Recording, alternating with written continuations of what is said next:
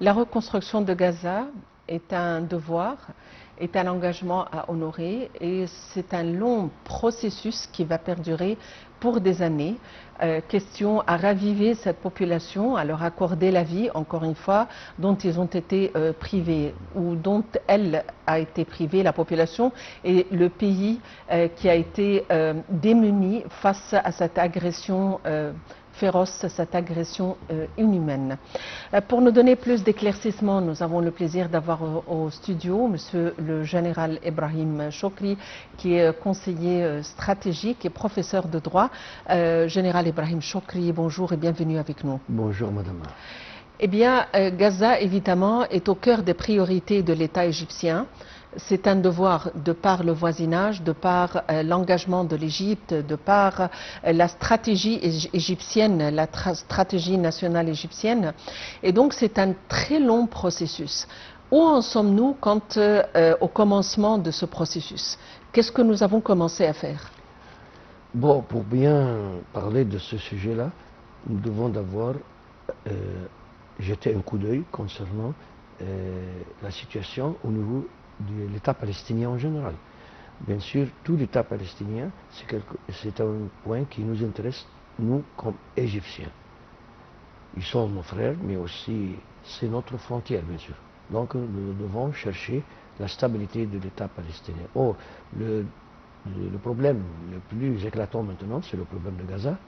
Et à cause de l'agression des forces armées israéliennes contre les habitants de Gaza, on a vu comment s'est détruit un secteur ou un monde totalement, et la situation inhumanitaire de la population, et aussi nous avons vu un grand chiffre des morts. C'est une sorte de massacre.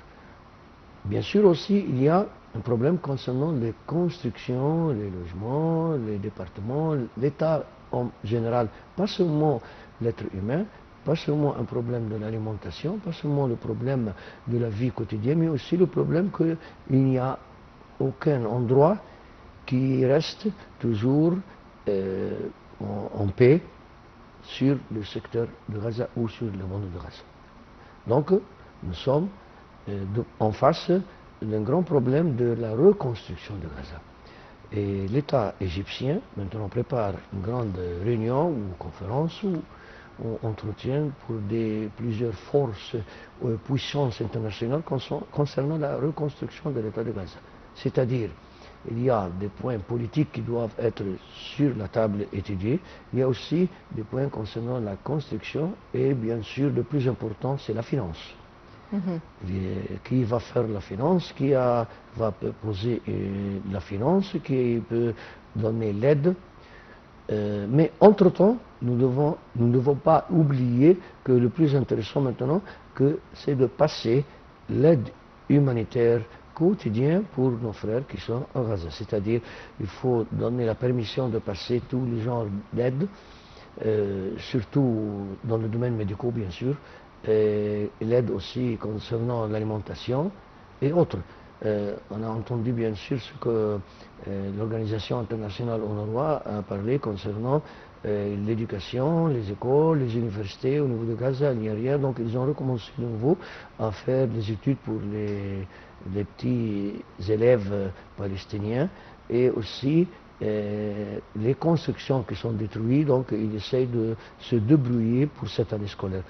Donc il y a beaucoup de choses à discuter concernant la reconstruction de Gaza. On ne parle pas seulement des logements ou des habitats, mais on parle aussi des installations, des grandes institutions de l'État, les départements, les grands départements du secteur. On parle aussi des hôpitaux qui sont détruits, des logements. Et il y a bien sûr autre problème très intéressant, c'est concernant l'agriculture au niveau de Gaza, c'est arrêté. Le commerce, l'exportation, l'importation, les aides, toutes sortes de coopération entre le peuple palestinien et à l'extérieur, c'est totalement arrêté. Donc tous ces points-là vont être étudiés sur place. Mais on ne parle pas seulement de la position politique ou de la situation politique, mais aussi de la situation de l'aide dans les divers domaines que je viens de vous citer maintenant. Mhm. Mais évidemment, nous allons procéder à la reconstruction de Gaza et d'ailleurs une conférence a été tenue à Istanbul regroupant des dirigeants du monde justement dans une tentative d'unifier les efforts. À votre avis, dans quelle mesure cette conférence d'Istanbul est susceptible d'aider et de renforcer ce processus de reconstruction? Bien sûr, chaque pays, surtout les pays qui ont signé l'accord de paix à Sharm el-Sheikh, c'est un pays qui donne une garantie. Donc chaque pays va aider d'une manière ou d'autre. La rencontre ou la réunion qui était à la Turquie, ça va aider bien sûr parce qu'il y a eu aussi des représentants des pays, des forces ou des puissances internationales qui étaient sur place. Donc chaque pays qui va faire ses puissances ou son aide, surtout sur le niveau politique, et il aura le droit de faire toutes ces étapes-là afin d'arriver au but commun. C'est un but commun pour nous tous. Alors, il y a des étapes qui ont été fixées par l'État turc, mais aussi il y a des étapes que font les Égyptiens. La politique, la diplomatie égyptienne est présente sur place, mais aussi les autres pays, surtout les pays arabes qui peuvent financer, et surtout la coopération et l'aide avec l'Union européenne, parce que nous aurons besoin bien sûr de l'aide de l'Union européenne, surtout dans les manières, disons, techniques et modernes, et comment faire pour moderniser les pays, comment faire pour renforcer de nouveau l'économie, renforcer aussi l'étude, etc. L'Europe, c'est le continent le plus proche pour les Palestiniens.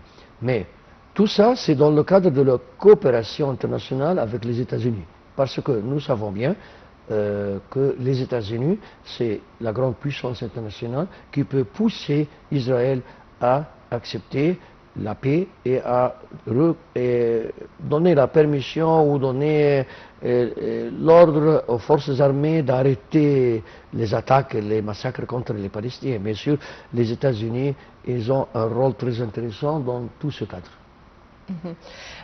Nous parlons avec beaucoup d'optimisme de la reconstruction de Gaza et des efforts internationaux. Cependant, les exactions israéliennes continuent au sud de Gaza, à l'est et à l'ouest, et il y a toujours des raids et des frappes. Donc, comment peut-on procéder à la reconstruction en présence de ces attaques? Bon, vous parlez d'un point très intéressant. Vous dites, nous parlons d'une manière optimiste. Bien sûr, mais nous n'avons pas un autre chemin. Il faut être optimiste dans ce problème-là. Parce que si une fois vous êtes pessimiste, c'est la fin. Donc, mais il y a toujours les raids, il y a toujours des frappes. Mais oui, il y a des frappes, il y a des massacres, il y a des problèmes qui sont sur place quotidiens, nous le voyons sur les chaînes de télévision internationales. Mais quand même, il y a aussi des démarches au niveau diplomatique et politique.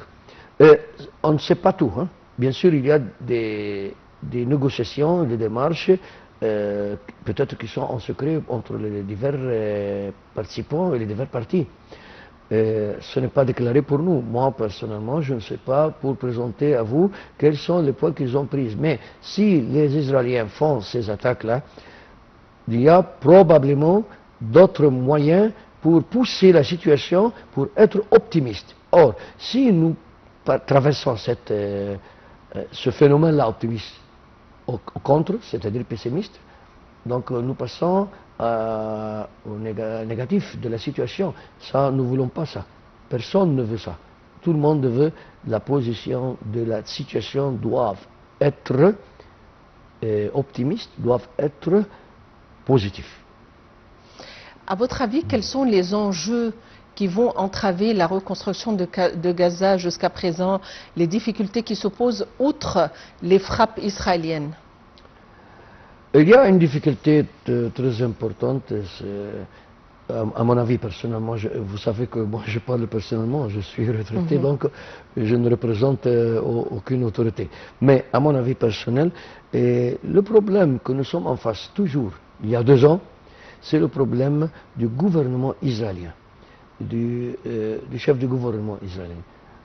c'est à lui de prendre des décisions. Or, il prend des décisions contre le peuple palestinien, il ne prend pas des décisions pour la paix.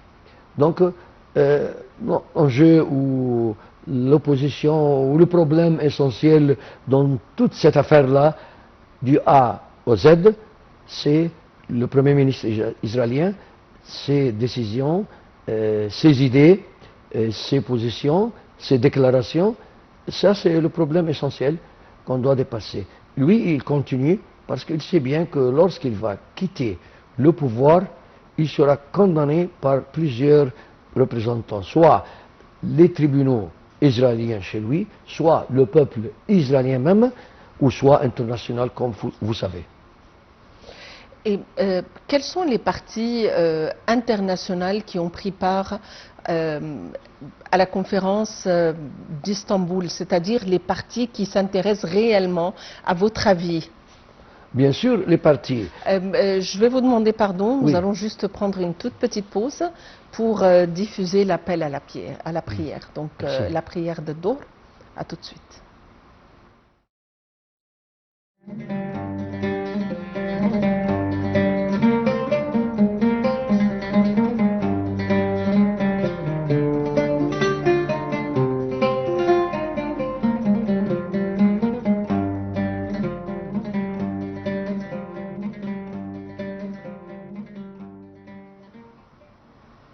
De retour au studio, nous retrouvons notre invité, le général Ibrahim Chokri, conseiller stratégique et professeur de droit à l'Académie de police.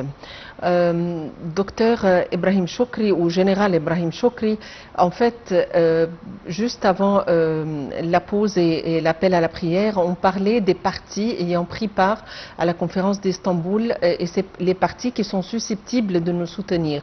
Les autres pays qui ne sont pas de la région, qui ne sont pas concernés par cet aspect géopolitique, mais qui exercent une pression pour la reconstruction de Gaza et à leur tête Erdogan, par exemple. Comment peut-on qualifier leur position? Bon, voilà. D'abord, on peut se poser la question, quels sont les partis qui peuvent s'intéresser de notre problème? Vous voyez, le monde entier, il y a beaucoup de problèmes partout le monde, nord, sud, est, ouest, mais concernant le Moyen-Orient, ou plus en détail, d'être plus en détail, concernant le monde arabe, concernant la cause palestinienne ou Gaza. Premièrement, tout ce qui s'intéresse à ce problème, c'est le monde arabe, bien sûr, les grandes puissances des pays arabes comme l'Égypte, le Qatar, l'Arabie Saoudite et d'autres. Bien sûr, la Turquie, c'est un pays qui s'intéresse beaucoup aux problèmes des pays arabes ou de la région. N'oubliez pas qu'il y avait une sorte de coalition ou coopération entre l'État turc de l'âge des Ottomans jusqu'à maintenant. Donc, il y a une grande relation entre la Turquie et les pays arabes. Troisièmement, si vous en parlez, c'est l'Union européenne. Les pays de l'Europe s'intéressent beaucoup à régler les problèmes qui sont dans le cadre de la guerre contre Gaza, parce que bien sûr, c'est la stabilité de Gaza, c'est pour le bien-faire de la stabilité de l'Europe, bien sûr, pour éviter même les migrations illicites à travers la Méditerranée, etc. Donc les pays européens s'intéressent aussi. Mais si on regarde hors du monde arabe ou de la région, on peut parler aussi des grandes organisations internationales comme les Nations Unies, bien sûr, y compris les agences qui se regroupent sous le cadre des Nations Unies, mais aussi il y a l'organisation islamique. Bien sûr, elle s'intéresse du problème palestinien en général. Il y a aussi la Ligue arabe. Tous sont des organisations, soit internationales ou régionales, qui s'intéressent, qui peuvent donner, disons, puissance, qui aident, ou bien sûr aide politique aussi et diplomatique. Donc ils s'intéressent à notre problème. Ils sont dans le côté des Palestiniens, c'est-à-dire dans le côté de la paix, bien sûr. Je parle de la paix. Mais si on parle hors de toutes ces organisations, on peut parler aussi des pays qui se trouvent dans le continent de l'Asie. Par exemple, la Chine s'intéresse à régler ce problème parce que Le Pakistan et l'Inde. Ce sont des pays islamiques, bien sûr, ce sont des pays dans le cadre de l'organisation islamique internationale. Donc, les Pakistan aussi s'intéressent dans le cadre islamique. Mais dans le cadre international, même ce ne sont pas des pays qui sont relatifs à l'islam, comme les Japonais par exemple, ils s'intéressent parce qu'améliorer la région ici, ça peut être réciproque voilà. pour eux. C'est là où réside leur intérêt, oui, dans la question de Gaza. Mais est-ce que, à votre avis, il y a déjà une feuille de route claire pour la reconstruction de Gaza? Tout ce que vous posez comme question peut être bien clair dans le cadre de la conférence internationale qui va être rédigée ou organisée par l'Égypte. Parce que peut-être maintenant, toutes les autorités dont je vous parle, ils préparent leur feuille de route. Peut-être maintenant, ils préparent leur feuille de route, ils préparent les points qu'ils peuvent présenter concernant la reconstruction de cette bande palestinienne intéressante pour tout le monde arabe. Les Japonais peuvent participer par des idées ou ils peuvent donner des aides aussi, même des aides financières. Les Japonais, les Chinois, ils ont un grand intérêt parce que si jamais il y a une paix dans ce cadre-là, vous pouvez avoir une paix au niveau de la mer Rouge, donc au niveau du canal de Suez.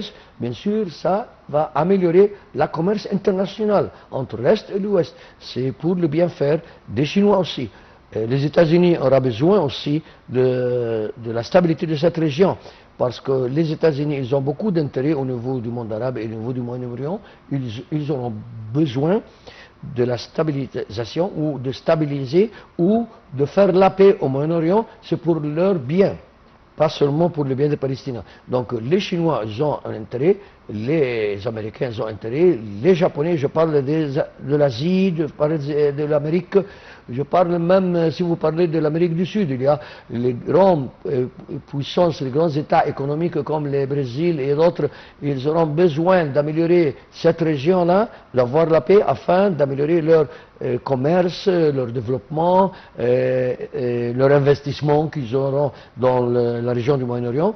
On ne peut pas oublier n'importe quelle fois la présence des Russes. Bien sûr, les Russes, ils ont une grande guerre contre l'Ukraine et l'Ukraine contre les Russes. Nous voulons bien sûr d'avoir la paix au niveau des deux pays parce que c'est pour le bien de notre monde arabe si les deux pays s'arrêtent leur guerre, mais aussi la Russie, c'est une grande puissance. Si vous parlez du point de vue militaire ou économie ou autre, la Russie a eu une grande présence au niveau du monde arabe il y a des soixantaines d'années peut-être. Donc leur présence, peut-être elle aura besoin, parce que pour eux, si vous aurez la paix au niveau du Moyen-Orient, du monde arabe, c'est pour le bien pour toutes ces puissances internationales qui peuvent pousser la situation pour être positive et qui peuvent faire toutes ces démarches-là, même s'il y a une opposition du gouvernement israélien. Général Ibrahim Choukri, vous êtes conseiller stratégique et professeur de droit. Merci d'avoir été avec nous ici au studio et merci pour les éclaircissements. Merci beaucoup, fier d'être avec vous ce matin. Eh bien, reste à attendre justement la conférence sur la construction de Gaza qui doit se tenir ici en Égypte. Nous aurons très certainement plus de détails et du moins nous espérons avoir au terme de cette conférence une feuille de route claire étant donné qu'encore une fois, et comme nous le savons, Gaza est pour l'Égypte une priorité. Et Gaza est un engagement à honorer. Merci de nous avoir suivis. Très bonne journée à tous et à la prochaine.